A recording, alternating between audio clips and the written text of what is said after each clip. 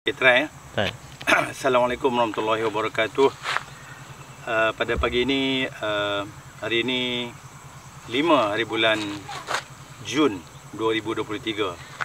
Saya ingin memberi pendapat saya bagaimana seharusnya negeri Kedah ni dimajukan, dibangunkan. Kita dapati, kita rakyat Kedah, kita dapat melihat bagaimana negeri Kedah ni dianugerahkan oleh Allah Subhanahu Wa Taala dengan bermacam-macam khazanah. Kita ada pulau, Pulau Langkawi. Kita ada gunung, Gunung Kriang, Gunung Jerai. Kita ada air terjun. Kita ada macam-macam anugerah Allah yang sebenarnya jika diurus dengan baik, diurus dengan cekap, diurus dengan berkesan, diurus dengan kreatif, saya yakin 2 juta penduduk negeri Kedah, rakyat negeri Kedah akan dapat menikmati kehidupan yang lebih baik daripada sekarang.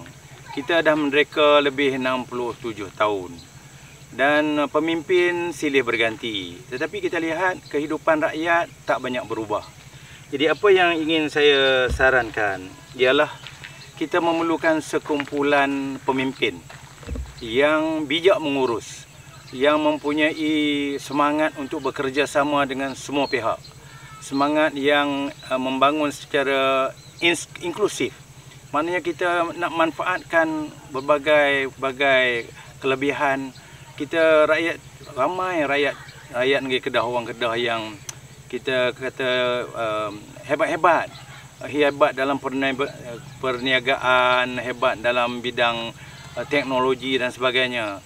Jadi saya tak nampak satu usaha untuk menggemblingkan sumber ataupun kekuatan ini. Kita ada kekuatan. Jadi tetapi kekuatan itu tidak digabungkan menjadi satu force yang boleh menyebabkan lonjakan. Jadi saya nampak ada ramai umpamanya orang-orang yang sudah bersara sekarang ni masih sihat, masih boleh menyumbang.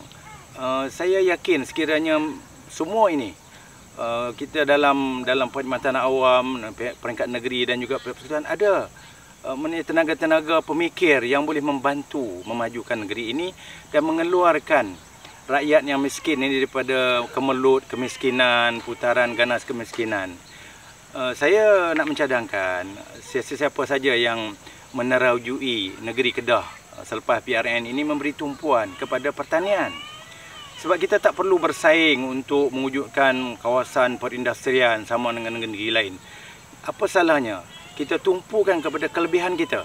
Anugerah yang diberi tanah sawah yang subur, kita tengok sini kan. Oh ni tanah sawah ni. Sekiranya diusahakan secara yang lebih cekap dengan berteknologi tinggi, disebut precision technology ataupun smart farming. Ini boleh menghasilkan hasil yang lebih banyak, yang lebih cekap. Macam lah ni, kita tengok bendang kita berapa saja. Kita bolehlah salahkan itu, salahkan ini. Kita kata negeri agensi yang memajukan ni, agensi persekutuan tak bekerjasama. Itu pada saya sekadar memberi alasan. Jadi kalau kita dapat gemblingkan, bekerjasama, bincang, duduk secara muafakat, secara berpakat, ada idea baru, saya yakin sangat banyak kita boleh manfaatkan teknologi dan juga sumber tenaga manusia. Ada jalan untuk menyelesaikan. Jadi kita sekarang ni terperangkap dalam satu keadaan politik yang sempit, politik saling membenci, tidak menuju ke arah perpaduan. Kita nak mengasingkan orang kita jadi satu grup eksklusif yang pada saya nampak kadang-kadang memperjuangkan kepentingan diri, kepentingan kelompok. Ini merugikan rakyat. Jadi saya mencadangkan bahawa perlu ada satu kata sepakat antara agensi federal. Kalau kita tengok negeri Kedah ni, MADA kontrol kawasan padi, petani, itu federal. Lembaga Pertubuhan Peladang pun menjaga hal-hal berkaitan dengan peladang, federal. Lembaga Kemajuan Ikan, Tanah Layan. Jadi apa yang ada pada negeri? Jadi kalau kita tengok, kalau kita sempitkan, dia akan jadi satu sudut yang sempit, macam seolah-olah kita tak boleh nak buat apa, dia hanya menyalahkan. Kartel lah kita kata macam-macam lah. Tetapi yang lebih penting daripada itu sekarang ni ialah kita bekerjasama, duduk bincang macam mana nak selesai masalah ni dalam keadaan sumber kewangan yang terhad. Kita gabungkan peruntukan daripada negeri dan juga federal. Yang negeri pada tahun ini, tahun 2023 ni baru 1.34 juta, 3 juta kata, 4 juta. Yang daripada federal bukan 4 juta, maaf, 1.3 bilion. Mana 1,000 juta, 1,400 juta. Dan federal bagi 1.6 ataupun 7 bilion. Dan saya lihat reaksi pemimpin negeri seolah-olah dia kata tidak teruja dengan apa daripada persekutuan. Jadi saya rasa ini semua cakap-cakap ataupun reaksi yang sangat merugikan rakyat. Apa salahnya kita gabung dan menjadikan satu lonjakan untuk dimanfaatkan oleh rakyat? Kenapa tidak ambil pendekatan itu? Itu soalan saya bertanya dan saya heran. Saya sebagai pesara, saya pernah bekerja di federal, di kadar persekutuan, di negeri dan sebagainya. Saya tak nampak pilihan lain, melainkan kena ada muafakat. Orang kata muafakat membawa berkat. Jadi kita nak keberkatan. Saya nampak banyak peluang yang belum dimanfaatkan. Jadi kalau kita duduk sibuk hari-hari, politik yang berlebihan, kadang-kadang politik yang melampau menyebabkan kita terperangkap dalam satu keadaan. Fikiran rasional kadang-kadang jadi tak rasional.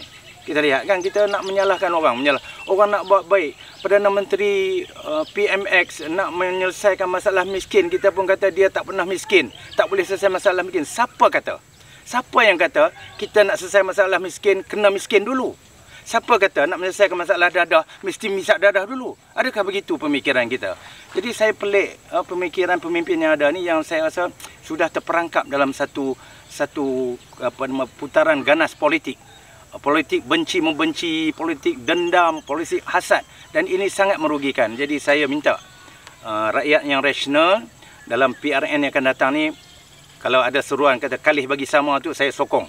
Kita kalih bersama maknanya di Putrajaya kita ada Malaysia Madani, biarlah di Alor-Star kita ada Kedah Madani. Yes, yes, yes.